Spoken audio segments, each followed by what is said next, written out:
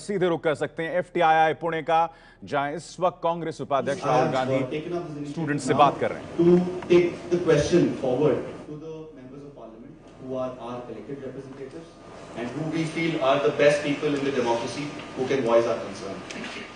Also, the students at length will try to ask you in a way they would like to explain to you what our concern is. So I would not ideally take the limelight of the questions. It would be nice if a couple of students from there can interact, and we would definitely want you also to speak to us at length about what you feel are the concerns. So firstly, we would like you to start off, and then we can take the questions. Well, I'll do it the other way. I'll listen to you for a while before I open my mouth, so that I get a sense of what you are thinking. I'm pretty clear. I know why I'm here. So okay. Yeah. So the ball is in our court. So yeah. So let's start off. Well, I don't really want to start off as such, but it's very clear what position we are in right now, and it's the elected representatives who we all feel are the people who can raise the voice. But to get a certain clarity in the house with respect to what the issue is, we would like some of the students to start asking questions. I'll ask a question. I'll start with asking a question. Why are you disturbed? What is it about the situation that is disturbing you as creative people? Our freedom is explain that better. So the day which we started the strike was all about, we came to know that there is somebody called Gajendra Chauhan has been appointed as the chairman of FTII Society. Many of us really didn't know who this guy is actually. We had to Google his name, and we came to know that he, the first video I saw when I Googled, because I'm from Kerala, so I have never seen Mahabharata also. So I was searching in Google. The first video I saw was, he's dancing with Asharam Babu. And the second video I saw was he's campaigning for Narendra Modi, and he's saying that I think Modi ji is the avatar of Sri Ram Bhagwan. And the third video I started seeing the other films which are almost famous or notorious whatever by all these 50 days. So I really think that we are the people who gave him a second break after Mahabharata, because he's quite famous now. I definitely think that he's going to get selected for the next Big Boss also. So the thing started like that. But then next day we came to know that there are more people, there are more poisons inside. There are somebody called Anakha Gaisas, against whom there is a court verdict which saying that she doesn't know the difference between fiction and non-fiction, and she doesn't have got any proper education on film direction or editing or any process of film. And she has made 4 propaganda videos, all for the extreme right-wing forces, which are not films, which are actually propaganda videos. And another guy called Narendra Modi. It has nothing to do with the medium of art or culture or anything. He has heading a student organization called ABVP for the last 4 years. And 2 years back, they had screened the film in National Film Archives of India. It's called Jai Bhim Comrade by Anand Padwar, which was a national award-winning film.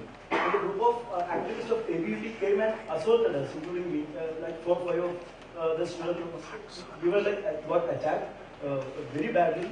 And that time, this guy was heading the organization called ABVP. So the court case is still going on. So it doesn't make any sense him being here, and it doesn't have anything to do with films or art or culture, literature, theatre, painting, music, whatever, fashion, nothing. He has nothing to do with all these things. There is somebody called Shailesh Gupta. He is actually one of our alumni, But we have thousands of alumni, This guy, what is speciality about him, because he made a film called Shapat Modi Ki for Modi's propaganda. It was a 5-minute film, and I'm very sure that if that film would have been a very hit during that time, Modi would have failed in the elections. Such a bad film, and he has done nothing else. He has assisted in a few commercials and all these things. Our first year students also do the same. So we look at the legacy of chairman we had. Saeed Mirza, we had Yuva Rangamurthy, we had Girish Karnad, we had Adur Gopalakrishnan, Shyam Benegal. So Mrunal Sen, there is Gajendra Chauhan standing. And then we came to realize that it's not just about FTII Pune. It's also about, it's happening in a lot of other institutes, higher education institutes in India. They have done the same with ICHR, the cultural institutions, ICHR, and they have cut down 50% of budget, annual budget from NSD and Kendra Sahitya Akademi. So it clearly gives us a clue that where this government is heading to. And they are sending Baba Ramdev to IIT Delhi. And he's taking a class on technology and cows. This is scary. We have left with no other option, right? And also, sir, and the day we started this strike, all these society members, they have started threatening us outside. These people are anti-nationals. Then we became anti-Hindus. Then we became Naxalites and Maoists. And they're doing it. Somebody like Subramanian Swamy, I'm sure that nobody gives a, anything about him. But still, he's saying that we are Naxalites. And we belong to this ministry called IM. They are responsible for us. They should have responded to that argument. And their organization, every day they come, all these Patil Power, all these people are coming in our gate, in front of our gate. Today also they're shouting slogans against us. They're threatening us. They're like, all our social media thing and all, they're threatening and they're calling us and they're giving threatening calls and all. Why do you think you're at the end of the day 250 students? Why do you think the government is sort of disturbed with what you're doing? You shouldn't be such a big force that the government of India gets agitated, or government of India is sort of disturbed with this little school over here. How many are you? 250 students? 252. What do you think is going on? Why is it that you are disturbing their peace of mind? One very important factor is that our major concern was with the capability of people. Now, it could be subjective opinion also, but when we went and met the ministry, we put forth court judgments where, like you mentioned, the integrity of the filmmaker of the leading profession. We put forth facts to establish that they are incapable people. Government, however, after making these appointments, not even once till date has come out and explained as to how the government feels these members are capable. No one has come here and said this is what we feel. They have not even once said that these people are capable. All they say is go back to class. All they say is our prerogative. And I want to communicate it through you because you represent us in Parliament in a certain way. And a lot of other members of Parliament who represent us. That we do not want to say anything about it. We don't want to appoint your chairman. We don't want to decide anything. All we're asking is like, we are telling you how we think they're not capable. Please tell us how to do it. It is your prerogative. The students are not saying it's our prerogative. That's a wrong information. It's your prerogative, but when you exercise that, you have to establish in a democracy how do you think these members are capable. That's point one. Is there anyone in this room who thinks that they are capable? There's one person who thinks maybe they're capable, or not even one person. Have you met these people? You have, but you know that for sure. We've met them on TV channels. You have enough. You have enough. The kind of language they speak, and like organizer came up with a certain thing. And we were there on a news channel with them. Vishnu was also there that day. And the kind of remarks that they make, the kind of language they speak, you cannot have a dialogue. They tell us that because he's played Yudhishthira role and you are anti-Hindu, so you don't want him. Now how do I talk to him? Then we don't. And that's why we're saying that we don't even need to talk to them. We don't talk to the ministry, we've said that over and over again. Ministry got back to us saying that we will not talk to you at all, after 5 formal letters sent to them. And what we essentially see, even those people who come to channels and support them, there's a huge lack of tolerance. You can have a certain political view, we can have a certain political view. At FTII, each one of us have different political views, but we question each other. We respect your view. Your view doesn't need to match mine, but I need to respect yours. The problem we see is, when you come and tell us, this is my view, I see it this way, if you cannot see it this way, then go. We have a problem with that lack of tolerance. And I think because they are not able to tolerate questions is why these 250 students have become such a big thing for them, because they cannot take questions at this point in time. They're not willing to have a dialogue. And we've been asking for a dialogue.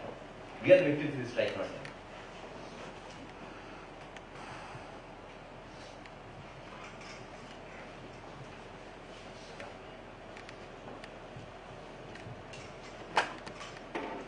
So like already mentioned by a couple of students, also what happens is that there's a lot of accusations about this whole thing becoming political. Right now outside the gate there was ABVP and SUL chanting slogans at each other.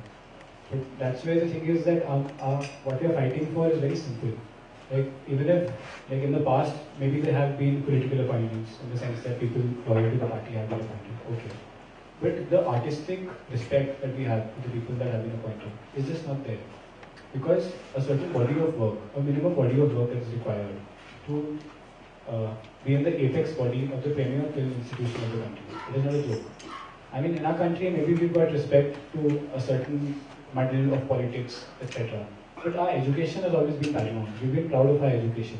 We've been proud of having the best people in mathematics. We make fun of the United States. This is a stupid example.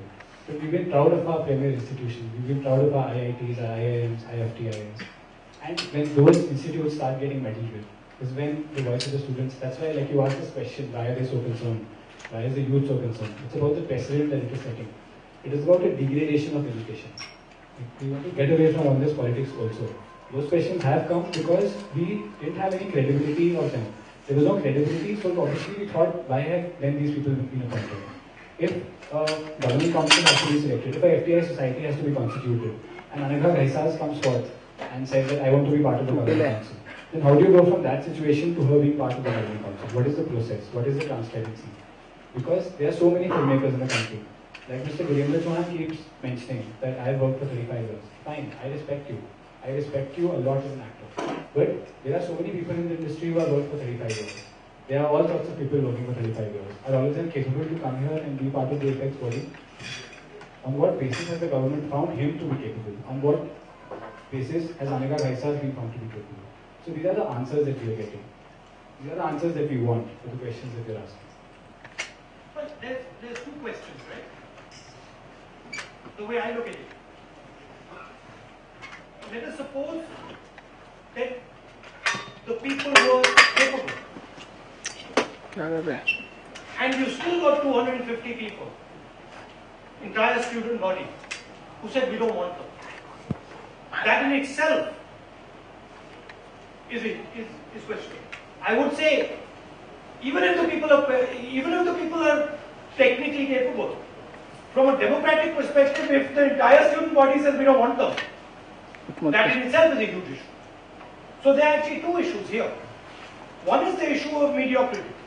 That you're taking somebody who's mediocre and putting it on top of people who want to live their lives not being mediocre. And you're taking that as an insult. You're saying, listen, we are capable people, we believe in our talent, we believe in our work, we want to live our lives developing this work, and now you're putting this example on top of us of somebody who we don't respect. That's one issue. Second issue is, democratically, if 250 out of 250 people say we don't want him, he shouldn't be there. So to me, there are two issues.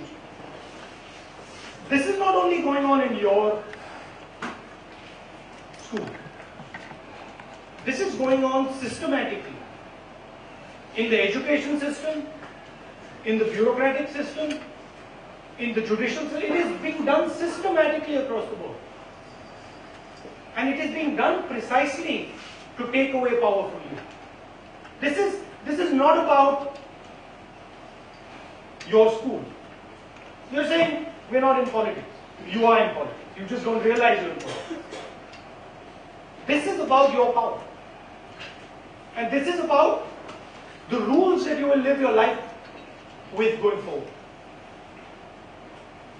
Why I'm here is because I fundamentally believe that if this is an institution, you form a huge part of it. And if your voice isn't being heard, that's a problem. Even if you were to tell me, if 250 of you were to tell me, this is absolutely the right guy in terms of talent, but we don't like him, that in itself is an issue for me. Because I fundamentally believe in your democratic right. Right? That's why I've come here. I believe that wherever this country has been successful, it has been because we have promoted people who are capable. And The RSS and their ideology is systematically promoting mediocrity. They're doing it across the board. And it is something I see in the political system every day. There is no ability to say no in that system. We watched them in Parliament. In the Congress party on our side, everybody is saying, no, well, I don't think so, maybe, maybe not. We don't agree. There is no discussion in their side of the bench. One man decides the whole thing.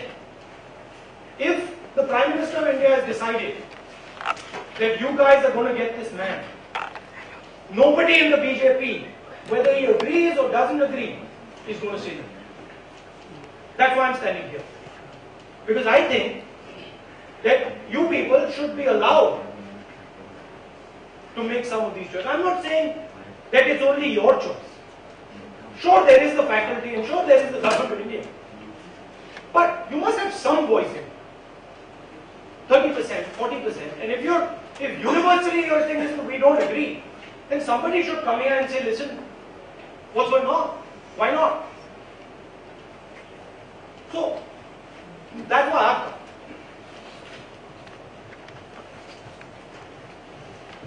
Is there anyone else who wants to follow this up?